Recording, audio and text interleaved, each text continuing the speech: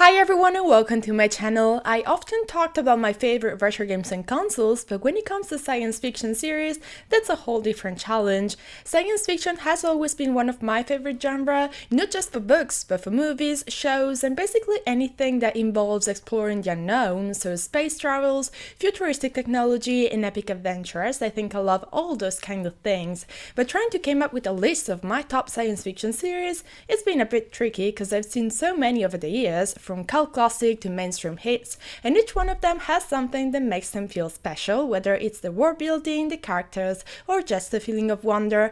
And the idea of making this video actually came in a pretty random way, because I was browsing online searching for a case for a console when I came across a 3D model of the Destiny from Stargate, and that's when it hit me. I thought, why don't I talk about my favorite science fiction series while 3D printing something inspired by them with my FLSUN T1 Pro? And that's exactly what we're going to do today. These are my top science fiction series, the one that left the biggest impact on me. Some you'll definitely know, and some might surprise you.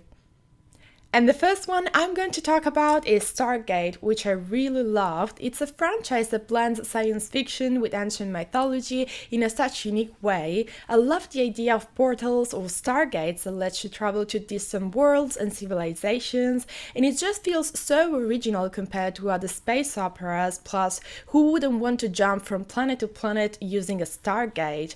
And the Destiny is definitely one of my favorite spaceships. I really love its dynamic shape and the details. I absolutely had to print it, and I think it turned out pretty well. I had to do some post-printing work, so assemble it and do a bit of dry brushing, which was a lot of fun. Coming back to the series, the characters' dynamics are definitely one of my favorite parts. Jack's no-nonsense, let's get it done attitude, and Daniel's intellectual curiosity create such a great balance, and it's honestly what makes their team so fun to watch. I've seen a lot of posts on Reddit pointing out these dynamics because they're so different but they work so well together. Also, Richard Anderson will always remind me of MacGyver, so every time I saw him as Jack O'Neill, it brought back those memories, and I love Samantha Carter. She was so strong and intelligent, so I really liked her character too. And I liked Stargate Atlantis. It has some unique and interesting ideas, and I think it's unfortunate that it didn't last a lot, so in my opinion it could have gone a lot further. Next up is Star Wars, and I don't think it really needs any introduction. I saw it first when I was little, and I had to rewatch it when I got older since I couldn't remember much of it. What I find amazing is how Star Wars created a style that became the standard for space adventure stories.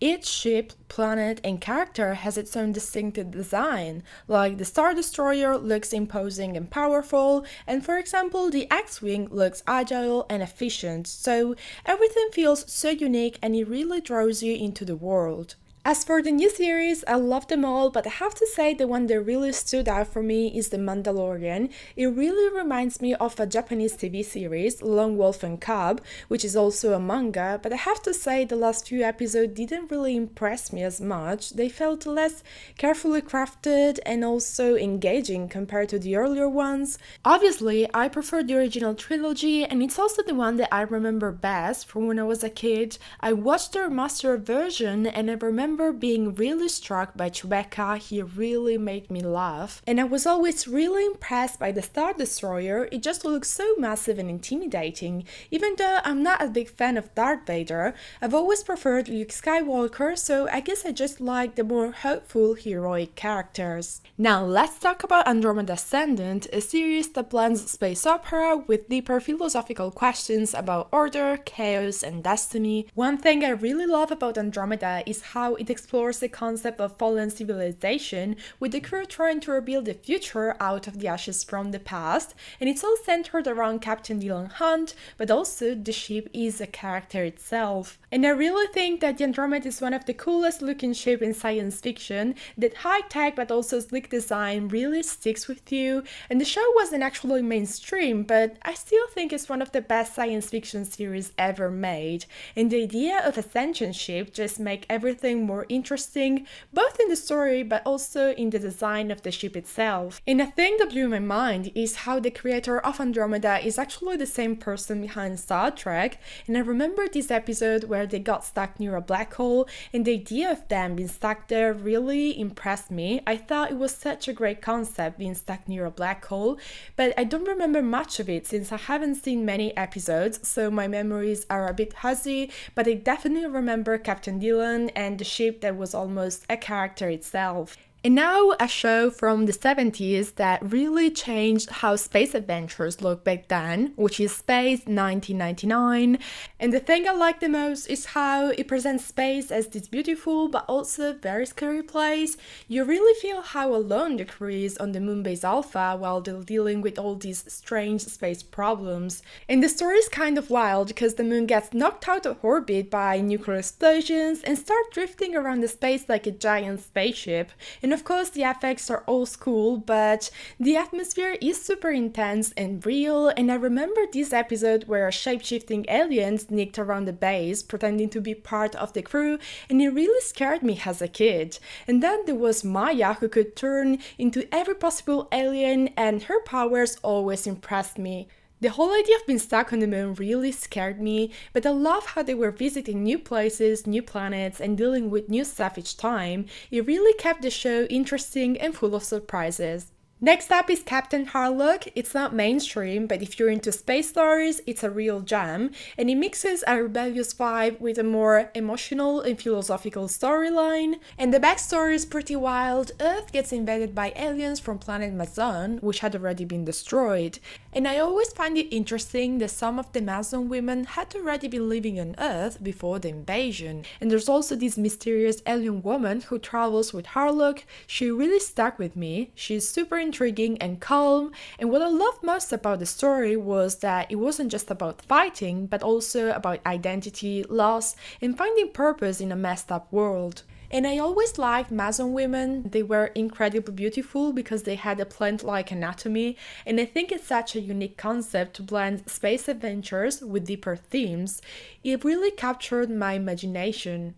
Another series I really enjoyed is Firefly, and it's a classic that blends the rough feeling of a western with space travels in a way that just works. I actually watched Firefly a long time ago, and it came back to me recently when I was watching Resident Alien. It turns out that the actor who played the pilot of the Serenity is the main character in Resident Alien, and it was a fun surprise. And since then I've seen a lot of shows with Nathan Fillion like The Rookie and Castle, but they never quite gave me the same vibe as Firefly. And the design of the Serenity, it's not sleek or fancy, but it has this rough charm to it that fits perfectly with the crew's personalities. It's a ship that's been through a lot, but it feels like true home for people aboard it. Finally, Star Trek, which is a bit hard to describe since it's not only about space travel, it's about a hopeful vision of tomorrow where discovery, exploration, and scientific curiosity dive progress from the original series with William Shatner and Leonard Nimoy to the more modern interpretations. Star Trek has always been amazing, and I think one of the things that sets Star Trek apart from other science fiction franchises is how it focuses on social issues, often using the future as a way to comment on the present. And obviously, my favorite character is Spock without a doubt. His blend of logic and emotion, and also his relationship with Kirk, really makes him a fascinating character, and I think that a lot of fans would agree that Spock is one of the true highlights of the entire franchise. And if we're talking about more recent shows, Strange New Worlds has definitely stood out. The latest season was just amazing and incredible, and I can't wait to see the next one. The crossover episode with Lower Decks was just brilliant. I loved how they used the voice actors from the animated series. It was so fun to see how they brought those characters to life in live action. And I can't forget about Deep Space Nine, which I've only watched recently. It's often considered one of the more underrated Star Trek shows, but it has such a strong fan base. I feel like many people are quick to recognize Star Wars, but Star Trek often gets overlooked, even though it has such a rich history. I love how Deep Space Nine explores more complex storylines, focusing on political intrigue, relationships, and more dilemmas that makes the Star Trek universe so rich. To wrap up, these are the science fiction series that shaped me. I hope that this deep dive helped you understand why they mean so much to me and that you like this video. Don't forget to subscribe to the channel and to my Patreon page, and let me know in the comments if you knew this series and which spaceship is your favorite.